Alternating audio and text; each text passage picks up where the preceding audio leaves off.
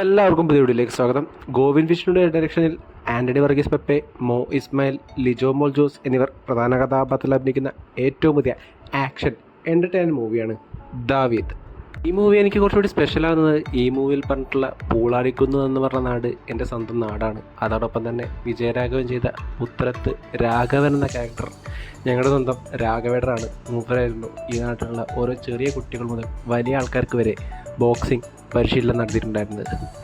An ordinary man extraordinary situation എന്ന ഒരു template follow ചെയ്തിട്ടുള്ള ഒരു സ്ട്രക്ചറിലാണ് ദാവീദ് മൂവി മൊത്തമായിട്ടും ഷോക്കേസ് ചെയ്തിട്ടുണ്ടായിരുന്നത്. അതുകൊണ്ട് തന്നെ ഒരു അണ്ടർഡോഗ് സ്റ്റോറി ആണെങ്കിൽ പോലും അതിൽ നിന്നുണ്ടാകുന്ന ഇമ്പാക്റ്റ് ആണെങ്കിൽ പോലും വളരെ റിലേറ്റബിളായി തന്നെ എനിക്ക് അനുഭവപ്പെട്ടിട്ടുണ്ടായിരുന്നു.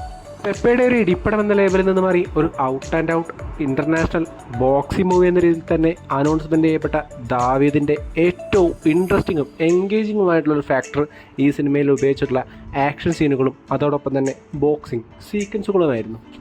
പലയിടത്തും ഒരു സിനിമാറ്റിക് ലിബർട്ടിയോടുകൂടിയുള്ള സ്റ്റൈൽ ഓവർ സബ്സ്റ്റൻസ് എന്ന ഫാക്ടർ വരുന്നുണ്ടെങ്കിൽ പോലും സിനിമ ഒരിക്കലും അതിലേക്ക് കൂടുതൽ ഫോക്കസ് ചെയ്യുന്നതായി എനിക്ക് തോന്നിയിട്ടുണ്ടായിരുന്നില്ല.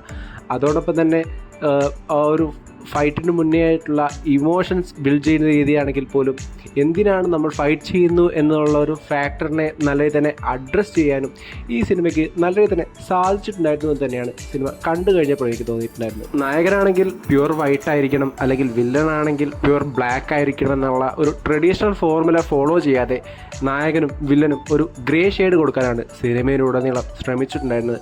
അതുകൊണ്ട് തന്നെ സിനിമയുടെ ക്ലൈമാക്സ് സീക്വൻസുകളിലും അതോടനുബന്ധിച്ച് വരുന്ന കാര്യങ്ങളിലും എനിക്ക് വളരെയധികം ഒരു സാറ്റിസ്ഫാക്ഷൻ ലഭിച്ചു എന്ന് തന്നെ വേണം പറയാൻ.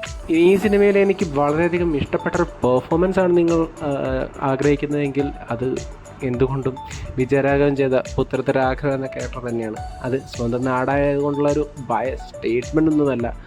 ചെറുപ്പകാലം തൊട്ട് കണ്ട് രാഘവേട്ടൻ്റെ അതേ ഒരു ക്യാരക്ടർ ട്രേറ്റ്സ് എല്ലാം സ്ക്രീനിൽ കാണാൻ സാധിച്ചപ്പോൾ സത്യം പറഞ്ഞാൽ വളരെയധികം സന്തോഷമാണ് ഈ സിനിമ കണ്ടു കഴിഞ്ഞപ്പോൾ എനിക്ക് തോന്നിയിട്ടുണ്ടായിരുന്നു. അതോടൊപ്പം തന്നെ ചേർത്ത് വെക്കേണ്ട പെർഫോമൻസ് ആണ് മോ ഇസ്മായിൽ ചെയ്ത സൈനുൽ അഹ്മദോ എന്ന ക്യാരക്ടർ. ആക്ഷൻ സീക്വൻസുകളിൽ അദ്ദേഹം ഒരു പ്രൊഫഷണൽ ബോക്സർ ആയതുകൊണ്ട് തന്നെ മികച്ചതാക്കുമെന്ന് നമുക്ക് മനസ്സിലാകുമെങ്കിൽ പോലും അദ്ദേഹത്തിൻ്റെ ആക്ടിങ് കണ്ടപ്പോൾ എനിക്ക് വളരെയധികം ഇൻട്രസ്റ്റിംഗ് ആയി തന്നെ സിനിമയോടനീളം തോന്നിയിട്ടുണ്ടായിരുന്നു. അത് അദ്ദേഹം വളരെ മികച്ച രീതിയിൽ തന്നെ ഡെലിവർ ചെയ്തിട്ടും ഉണ്ടായിരുന്നു. അത് ലിജോ മോൾ ജോസ്, സൈജു കുറുപ്പ്, വിനീത് തട്ടിൽ, അജു വർഗീസ് എന്നിവരും തങ്ങൾക്ക് കിട്ടിയ വേഷം വളരെ മികച്ച രീതിയിൽ തന്നെ സിനിമയിലുടനീളം പെർഫോം ചെയ്തിട്ടുണ്ടായിരുന്നു.